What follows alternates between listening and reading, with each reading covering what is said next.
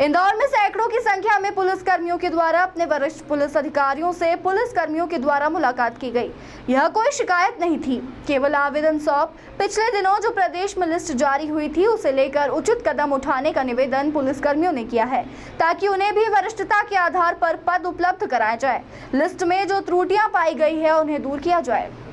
मध्य प्रदेश में पिछले दिनों आरक्षक से प्रधान आरक्षक को लेकर 1168 पुलिसकर्मियों के साथ ही अन्य पुलिसकर्मियों के पद को लेकर भी लिस्ट जारी हुई थी, लेकिन कुछ पुलिसकर्मियों को 2010 में जो भर्ती हुए थे उसे लेकर अब तक एक ही पद पर पदस्थ रहने के साथ कई बातों को लेकर इंदौर पुलिस मुख्यालय पर additional police commissioner Mayank Awasthi से मुलाकात कर अपने अपने आवेदन सौंपे गए, जिसे लेकर अधिकारियों का कहना है कि पिछले दिनों पदोन्नति को लेकर एक लिस्ट जारी की गई थी। इस लिस्ट में एक कॉलम था कि यदि किसी को आपत्ति हो या फिर कोई त्रुटि लिस्ट में है तो उसको लेकर कोई भी आवेदन देकर अपनी बात रख सकता है। इसी के तहत तमाम पुलिसकर्मियों के द्वारा आवेदन देकर त्रुटियों को सुधारने का हवाला दिया गया और उनकी प्रत्येक आवेदन की बारीकी से जांच करने की बात कही गई। बताया जा रहा है कि कई ऐसे पुलिसकर्मी थे जो कि अन्य जिलों से ट्रांसफर होकर इंदौर जिले में पदस्थ हुए, उनका इस लिस्ट में नाम नहीं आया है, जबकि उनके बाद वाले पुलिसकर्मियों की पदोन्नति हो गई है। इन तमाम त्रुटियों को लेकर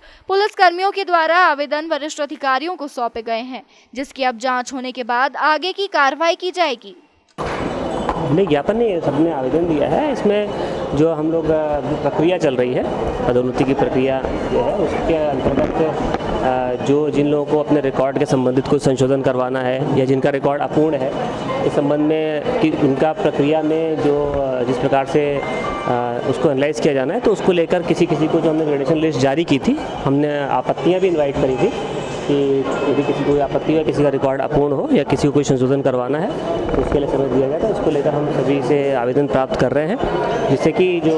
सभी को उसका लाभ मिल सके। उसी के तारतम्य में लोगों ने अपने आवेदन दिए और उसमें उसको लेकर हम जो रिकॉर्ड को हम एक रूटीन प्रक्रिया है, रिकॉर्ड को हम उसका संशोधन भी करते हैं, उसकी जो कुछ कमियाँ रह गई, कुछ त्रुटियाँ होती हैं, उनको वेरीफाई भी करते हैं उसी क्रम में। कितने आवेदन इसमें प्राप्त हुए, कितनी शिकायत? इसमें विभिन्न कारणों से जो अन्य जिलों से ट्रांसफ़र होकर आए, कुछ हमारे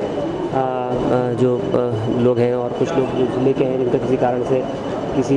ACR के कारण, किसी अन्य कारण से जिनको लगा है कि उनका रिकॉर्ड दोबारा जांचा जाना चाहिए, तो उन लोगों ने दिया है, तो उनको सभी को संधारित किया गया और एक आवेदन जो प्राप्त हुआ है उसकी नियमानुसार, उसकी पूरी प्रक्रिया अनुसार उसकी हम छटनी करेंगे, उसका रिकॉर्ड जांचेंगे और उसका रिकॉर्ड का संशोधन करेंगे और उनको जो भी लाभ दिया जाना वो लाभ दिया जाएगा। कुछ